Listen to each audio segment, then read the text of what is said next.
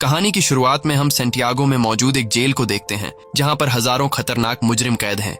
ये सेंटियागो का सबसे सिक्योर तरीन जेल है क्योंकि आज तक इस जेल से कोई भी कैदी फरार नहीं हो सका और इसका रीजन है इस जेल का वार्डन बहुत ही स्ट्रिक्ट और बेरहम इंसान है जो जरा सी गलती करने पर कैदियों को बुरी तरह से पीटता है। और यही वजह है कि इस जेल के कैदी यहाँ से भागना तो दूर बल्कि एक छोटी सी गलती करने से पहले भी 100 बार सोचते हैं। लेकिन अब वार्डन का यह खौफ ज्यादा दिनों तक चलने वाला नहीं था क्योंकि अब इस जेल में एंट्री हो चुकी थी एक बहुत ही शातिर इंसान की जिसका नाम लियोन है। लियोन एक आर्किटेक्ट है जो किसी भी बिल्डिंग को देखकर उसे पता चल जाता है कि यह बिल्डिंग कितने साल पुरानी है और इस बिल्डिंग को किस तरह से डिजाइन किया गया है। लियोन जेल में एंटर होते ही उसके दिमाग में यहाँ से भागने की प्लानिंग शुरू हो जाती है। यहाँ हमें पता चलता है कि लियोन अकेला नहीं है बल्कि उसके साथ 4 साथी भी हैं जो यहाँ से भागना चाहते हैं। कुछ देर बाद जेल का एक ऑफिसर सभी कैदियों को लाइन से खड़ा करके जेल के रूल्स बताता है और कहता है कि अगर किसी ने भी रूल तोड़ने की कोशिश की तो उसे मार दिया जाएगा। इसके बाद सभी कैदियों को उनके ब्लॉक्स की तरफ लाइन से ले जाया जाता है। यहाँ लियोन दौड़ते हुए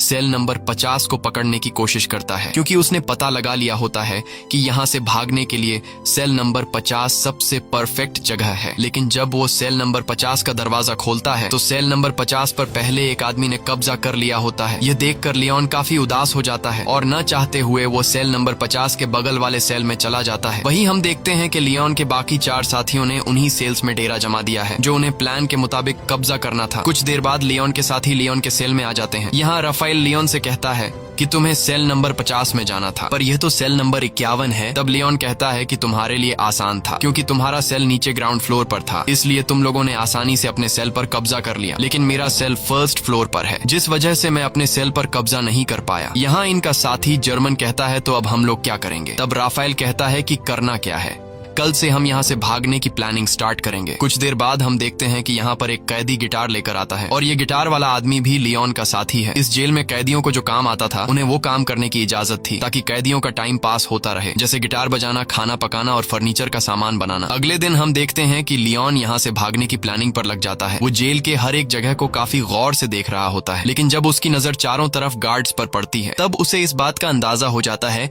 कि यहाँ से दीवार से कूदकर भागना काफी मुश्किल है। इसके बाद वह प्लान बी पर काम करते हुए पैदल चलकर कदमों से जेल की लंबाई का नाप लेने लगता है। जेल की लंबाई नापने के बाद वो सीधा अपने साथियों के पास पहुंचकर उनसे कहता है कि हमें कैसे भी करके यहाँ से भागना होगा। तब जर्मन ने कहा कि तुम पागल हो गए हो, यहाँ से भागना इम्पॉसिबल है क्योंकि चारों तरफ जेल की ऊंची दीवारें हैं जिससे हम कभी भी कूदकर भाग नहीं सकते और गार्ड्स भी चारों तरफ से हम पर नजर जमाए रखे हैं। अगर उन्हें जरा सा भी हम पर शक हुआ तो वो हमें मार डालेंगे। तब लियोन कहता है कि मैंने कदमों का इस्तेमाल करके जेल के बाहर जाने तक का रास्ता नाप लिया है। हम यहाँ से जेल के बाहर वाले रोड से सिर्फ 90 मीटर की दूरी पर खड़े हैं, इसलिए हमें दीवार से कूदकर यहाँ से नहीं भागना है बल्कि हम यहाँ जमीन के नीचे एक सुरंग बनाएंगे जो यहाँ से बाहर तक जाएगी। इस जेल के बाहर जंगल है और अगर हम एक बार यहाँ से निकल गए तो जेल के बाहर जंगल में गार्ड्स हमें ढूंढ नहीं पाएंगे और बड़ी आसानी से हम यहाँ से फरार हो जाएंगे। लेकिन यहाँ इनके दिमाग में सबसे बड़ा सवाल यह होता है कि इतनी लंबी सुरंग जब यह लोग बनाएंगे तो उस सुरंग से बाहर निकलने वाली मिट्टी यह लोग कहाँ गिराएंगे। यह सवाल इन तीनों को परेशान कर रही थी और लियोन सोच में पड़ जाता है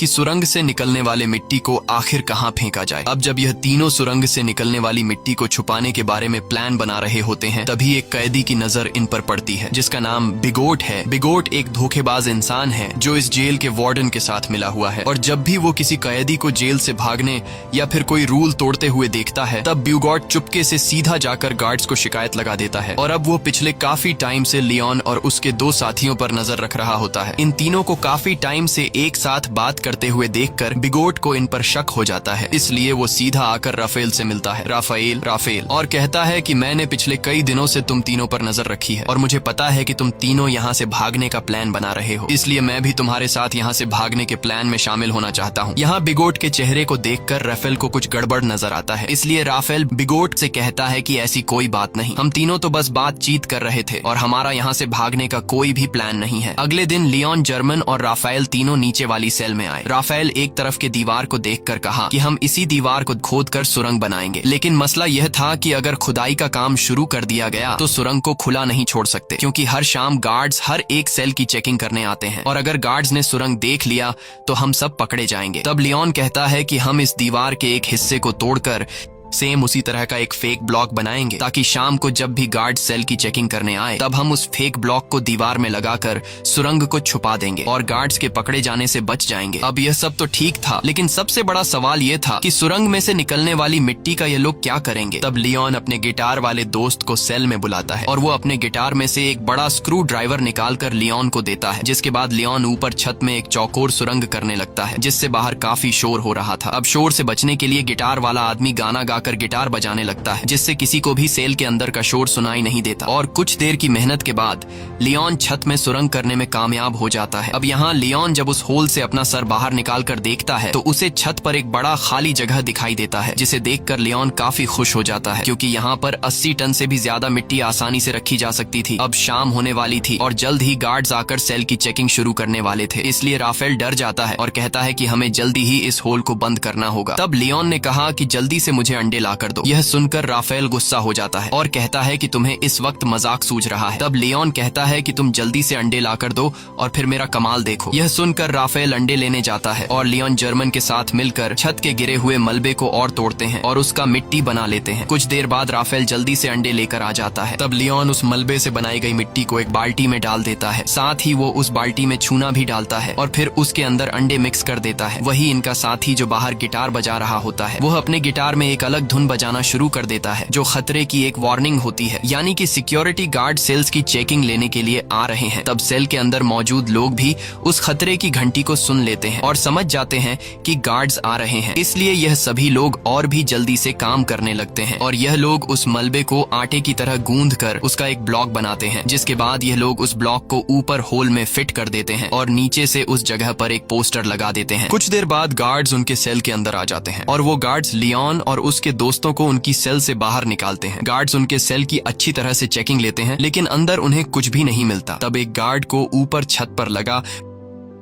वही पोस्टर दिखाई देता है, लेकिन जैसे ही गार्ड उस पोस्टर को उतारने वाला होता है तभी उसे बाहर से उसका ऑफिसर उसे बुला लेता है, जिसे सुनकर वह गार्ड उस पोस्टर को बिना निकाले ही चला जाता है और इस तरह से इन सब की जान बच जाती है। अब यहाँ इन लोगों को इस जेल में 34 दिन हो चुके थे और उन्हें जल्द ही इस जेल से निकलना था, इसलिए लियोन और जर्मन ऊपर छत पर चढ़कर लकड़ी का खोखला बॉक्स बनाते हैं और उस लकड़ी के बॉक्स में ये लोग सफेद सीमेंट भरकर छत पर रख देते हैं। कुछ दिन बाद उनका ब्लॉक तैयार हो जाता है। अब भारी थी सुरंग बनाने की, जिसके बाद ये लोग खुदाई के काम पर शुरू हो जाते हैं। ये लोग दीवार का सबसे नीचे का हिस्सा पहले से बने हुए उस ब्लॉक के अनुसार काटने लगते हैं, लेकिन खुदाई करते वक्त काफी शोर हो रहा था जिसकी आवाज कुछ गार्ड सुन लेते हैं और गार्ड उनके सेल की तरफ बढ़ने लगते हैं। पर गार्ड के पहुंचने से पहले ही उनके गिटार वाला साथी आकर उन्हें बता देता है कि कुछ गार्ड सेल की तरफ आ रहे हैं। ये सुनकर सभी लोग काफी डर जाते हैं क्योंकि उन्होंने दीवार का जो हिस्सा काटा था वह हिस्सा उनके बनाए हुए ब्लॉक से छोटा था, जिसमें वह ब्लॉक फिट नहीं हो सकता था। अब जब उन्हें कोई दूसरा रास्ता नजर नहीं आता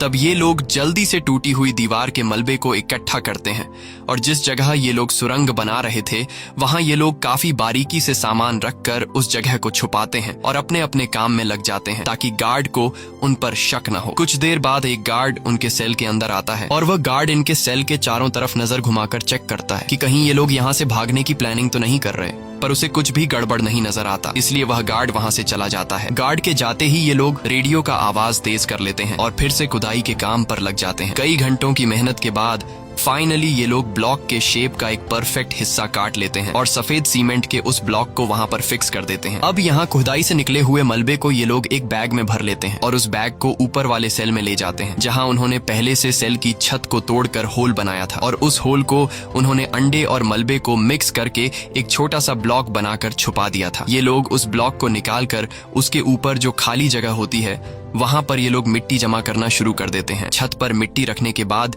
ये लोग छत वाले ब्लॉक को वापस लगाकर उसे व्हाइट सीमेंट से कवर कर देते हैं और उसे वापस से फोटो से ढक देते हैं। इसी तरह रोजाना वह गिटार वाला उनका साथी गिटार बजाकर लोगों का ध्यान भटकाता है, साथ ही वह पुलिस पर भी नजर रखता है और लियोन, राफेल और जर्मन नीचे वाली सेल में सुरंग को खोदते हैं और जो मिट्टी सुरंग से निकलती है ये लोग उस मिट्टी को अलग अलग बैग में निकाल कर अलग अलग तरीके से ऊपर वाली सेल की छत पर जमा करने लगते हैं। इस तरह से ये लोग पूरे दिन का एक रूटीन बना देते हैं और कई दिनों तक उनकी खुदाई का काम बड़ी चालाकी से चलता रहता है। लेकिन एक कैदी जिसका नाम ऑस्कर है उसे इन लोगों पर शक हो जाता है क्योंकि वह पिछले कई दिनों से इन लोगों को नोट कर रहा था। वह देखता है कि ये लोग हर रोज एक ही पैटर्न को फॉलो करते हुए नीचे के सेल से ऊपर वाले सेल पर जाते हैं। साथ ही ये लोग हमेशा हाथ में बैग या फिर बाल्टी लेकर ऊपर जाते हैं। ये सब देखकर ऑस्कर को उन पर शक हो जाता है, लेकिन वह किसी से भी कुछ नहीं कहता, बस चुपचाप उन पर नजर रखता है। अब यहाँ इन लोगों को इस जेल में 70 दिन बीत चुके थे और लियोन जब सुरंग को नापता है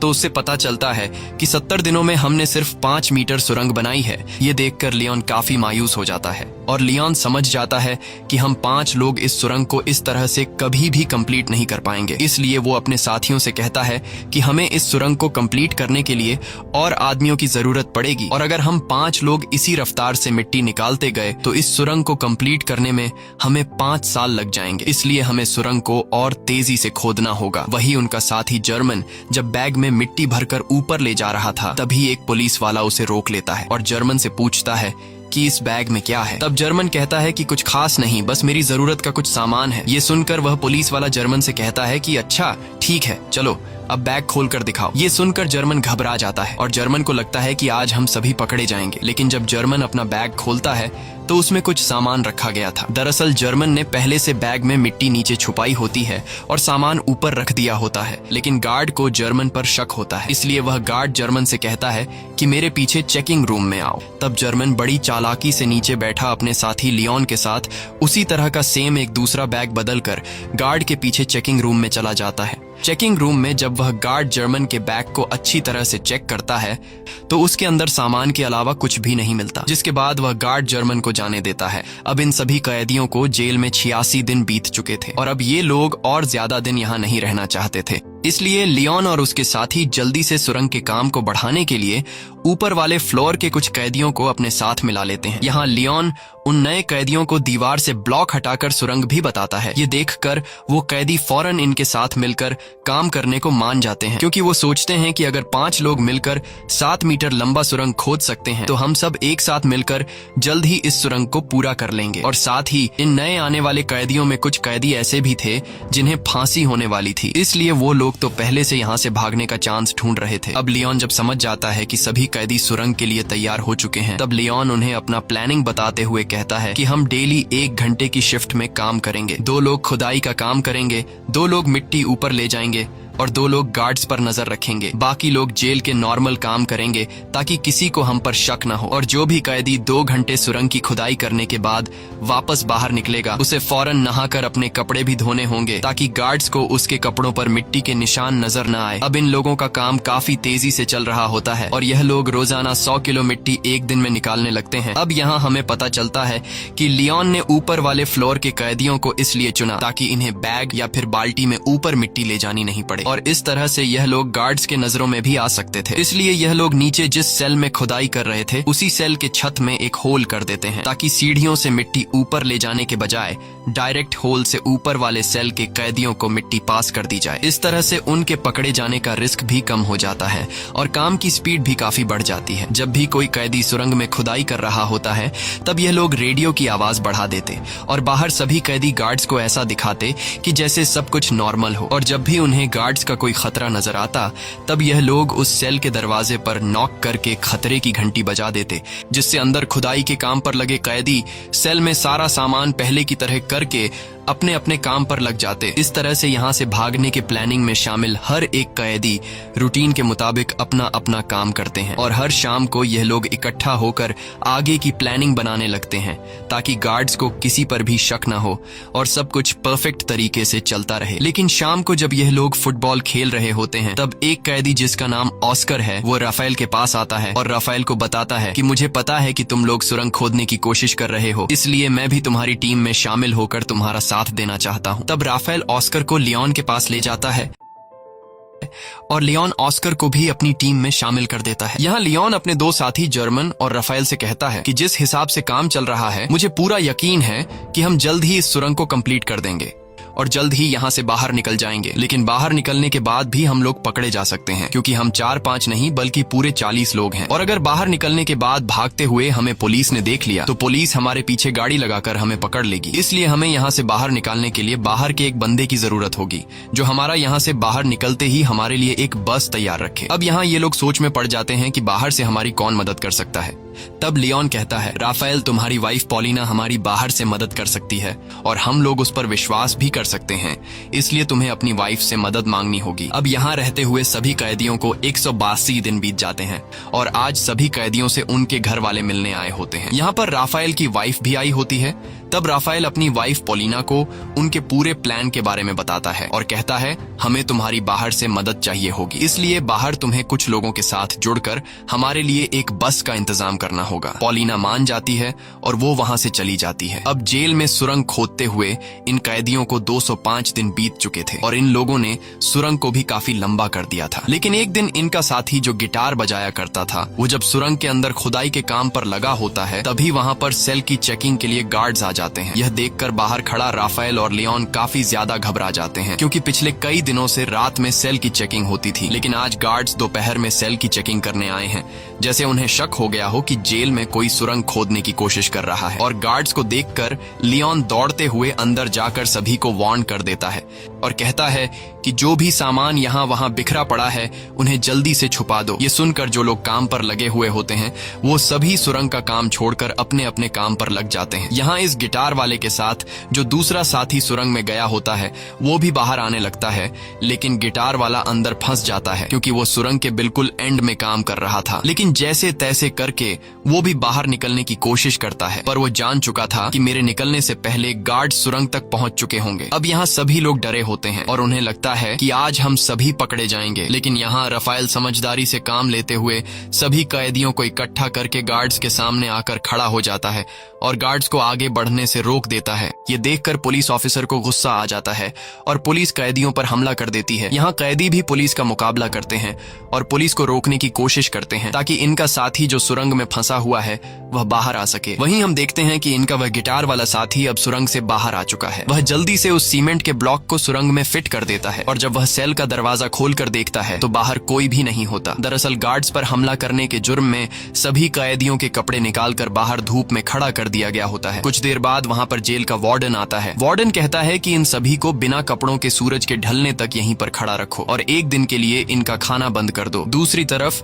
राफेल की वाइफ पॉलिना एक चर्च में जाकर लियोन के पिता से मिलती है। लियोन के पिता एक पादरी थे। यहाँ लियोन का एक पुराना दोस्त भी आता है। तब राफेल की वाइफ पॉलिना लियोन के फादर और उसके दोस्त को लियोन का पूरा प्लान समझा देती है और कहती है कि हमें उन्हें बचाने के लिए एक बस का इंतजाम करना होगा। तब लियोन का दोस्त भी इनकी मदद करने के लिए तैयार हो जाता है और कहता है कि बस का इंतजाम मैं कर लूंगा। वहीं दूसरी तरफ जेल में राफेल से उसकी वकील मिलने आती है। यहाँ जेल का वार्डन राफेल को सिगरेट देने लगता है, पर राफेल सिगरेट लेने से इनकार कर देता है। लेकिन राफेल वार्डन के सिगरेट के डिब्बे को पहचान लेता है कि वार्डन कौन से ब्रांड का सिगरेट पीता है। अब यहाँ इन लोगों को इस जेल में रहते हुए 1 साल से भी ज्यादा टाइम बीत चुका था और इन लोगों ने सुरंग को भी काफी लंबा कर दिया था। दिन रात मेहनत के बाद अब सुरंग भी जल्द कंप्लीट होने वाला था। लेकिन एक दिन सुरंग में इनका एक साथी जब काम कर रहा होता है तभी अचानक वह बेहोश हो जाता है, क्योंकि इतनी गहराई में ऑक्सीजन की कमी होती है। अच्छी बात यह थी कि राफेल उसके पीछे होता है और राफेल जैसे तैसे करके उस आदमी को बाहर निकाल देता है। शाम को ये लोग मीटिंग करते हैं कि अब सुरंग काफी लंबा हो चुका है। जहाँ अंदर ऑक्सीजन ना होने की वजह से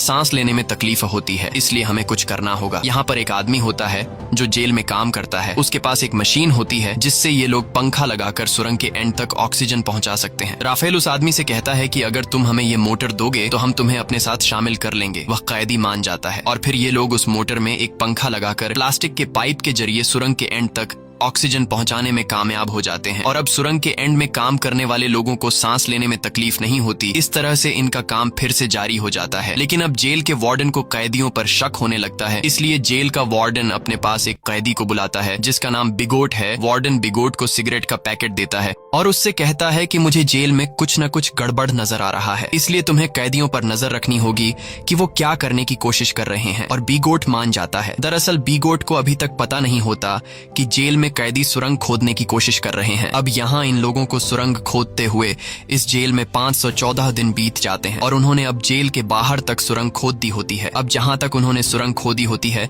वहां पर राफेल नीचे से एक छोटा सा सुरंग करके ऊपर एक लाल कलर का लिक्विड गिरा देता है ताकि बाहर राफेल की वाइफ और लियोन के साथी को पता चल जाए कि सुरंग यहाँ तक खोदी जा चुकी है। वही बिगोट को राफेल और उसके साथी लियोन पर शक तो होता है, पर उसे पूरा यकीन नहीं होता कि ये लोग सच में सुरंग खोद रहे हैं। इसलिए बिगोट अपने शक को यकीन में बदलने के लिए राफेल के पास आकर उसे कहता है कि अगर तुम लोग यहाँ से भागने की प्लानिंग कर रहे हो तो प्लीज मुझे भी अपने साथ शामिल कर लो। मैं यहाँ थक चुका हूँ, बाहर मेरी वाइफ और मेरी बेटी मेरा इंतजार कर रही है। ये सुनकर राफेल को बिगोट पर तरस आ जाता है, इसलिए राफेल बिगोट को सुरंग के बारे में बताने ही वाला होता है कि तभी राफेल बिगोट के हाथ में सिगरेट का पैकेट देख लेता है और यह वही पैकेट होता है जो कुछ दिन पहले राफेल ने वार्डन के पास देखा था। इसलिए राफेल समझ जाता है कि बिगोट वार्डन के साथ मिला हुआ है। ये सब समझते ही राफेल बिगोट को कुछ भी नहीं बताता। दूसरी तरफ लियोन का बाहर जो पुराना दोस्त होता है वो अपने कुत्ते को साथ लेकर रनिंग के बहाने जेल के करीब आता है और उस लाल कलर के लिक्विड को देख लेता है। अगले दिन लियोन का पिता लियोन को जेल में आकर बताता है कि तुम लोगों ने बाहर जो रेड कलर का लिक्विड गिराया था वो हमने देख लिया है। तुम लोग जेल के बाउंड्री के बाहर तो आ चुके हो पर अभी भी तुम लोग सही जगह पर नहीं पहुंचे, इसलिए तुम लोगों को अभी भी 40 फीट और भी सुरंग खोदना होगा। इसके बाद यह लोग फिर से सुरंग को और लंबा करने लगते हैं और अब बस कुछ ही दिन के खुदाई के बाद इनका सुरंग कंप्लीट होने वाला था। लेकिन अब इन लोगों के साथ जो कुछ होने वाला था उसके बारे में उन्होंने बिल्कुल भी सोचा नहीं था। एक दिन जब इनका एक साथी सुरंग की खुदाई के काम पर लगा होता है तभी अचानक एक बहुत ही बड़ा भूकंप आता है जिससे जेल की दीवारें हिलने लगती हैं। लियोन उस वक्त अपने दोस्तों के साथ बाहर फुटबॉल मैच देख रहा था। भूकंप के झटके महसूस होते ही वो तेजी से सुरंग की तरफ भागा। यहाँ गार्ड सभी कैदियों को जेल से बाहर निकालने लगते हैं ताकि कहीं इन पर जेल की दीवारें न गिर जाएं। और लियोन भी जैसे तैसे करके सुरंग के अंदर फंसे हुए अपने साथी को बाहर निकाल लेता है। अब लियोन ने अपने साथी को तो बचा लिया था लेकिन अब उसे डर था कि कहीं भूकंप की वजह से अंदर से सुरंग टूट नहीं गया हो। इसलिए लियोन फिर से सुरंग के अंदर जाता है और अंदर जाकर वो देखता है कि सुरंग पूरी तरह से सेफ है। ये देखकर लियोन को सुकून मिल जाता है। अब जब इनके सुरंग का काम पूरा होने वाला होता है तब लियोन जाकर जेल के एक कैदी से मिलता है जो कि व्हील चेयर पर होता है। लियोन उससे कहता है कि हम जल्द ही यहाँ से भागने वाले हैं, इसलिए मैं चाहता हूँ तुम भी हमारे साथ चलो। लेकिन वो व्हील चेयर पर बैठा आदमी कहता है तुम जल्द से जल्द यहाँ से भाग जाओ और मेरी चिंता मत करो, मैं तुम्हारे साथ नहीं आ पाऊंगा। अब फाइनली वो दिन आ गया जिस दिन ये लोग इस जेल से भागने वाले थे और जैसे ही सभी कैदी रात को टीवी देखने में मसरूफ होते हैं तब वो सभी कैदी जो यहाँ से भागने की प्लानिंग में शामिल थे वो सभी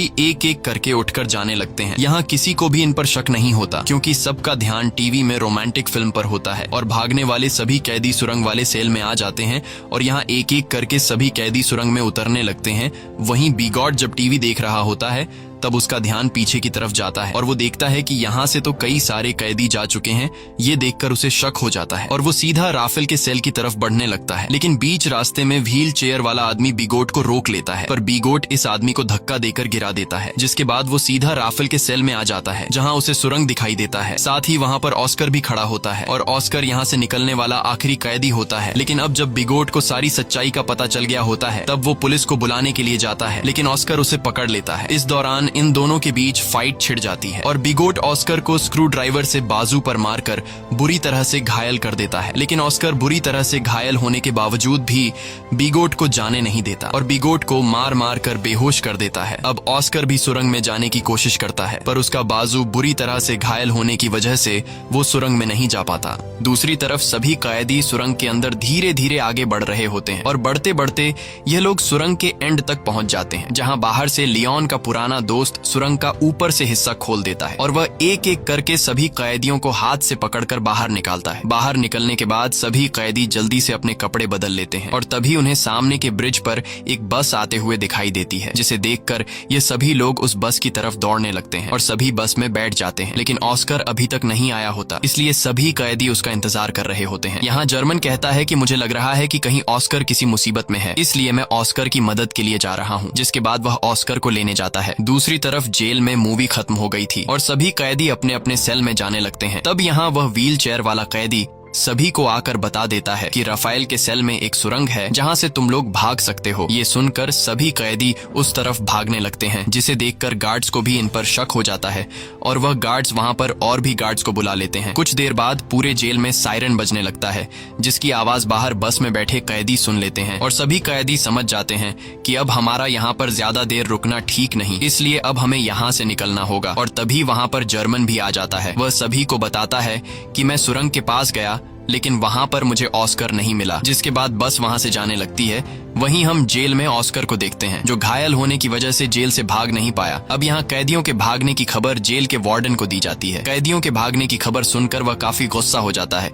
दूसरी तरफ सभी कैदी बस में थे, जहाँ पर पोलिना सभी कैदियों को उनका पर्स दे देती है, जिसमें कुछ पैसे और उनके फेक आईडी थे, और सभी कैदी अलग अलग होकर अपने अपने रास्ते निकल जाते हैं। और इस तरह से सभी कैदी जिन्होंने पिछले कई महीनों से दिन रात मेहनत की थी, वह सभी जेल से आजाद हो जाते हैं। दोस्तों, यह इतिहास की सबसे बड़ी जेल ब्रेक घटना थी, जहां एक ही बार में पूरे 50 लोग जेल से फरार हो गए थे, लेकिन इनका एक साथी ऑस्कर भागने में नाकाम हो गया था। इसी के साथ सच्ची कहानी पर बनाई गई ये फिल्म खत्म हो जाती है। अगर आपको ये वीडियो अच्छी लगी हो तो हमारे चैनल को सब्सक्राइब और वीडियो को लाइक जरूर कीजिएगा।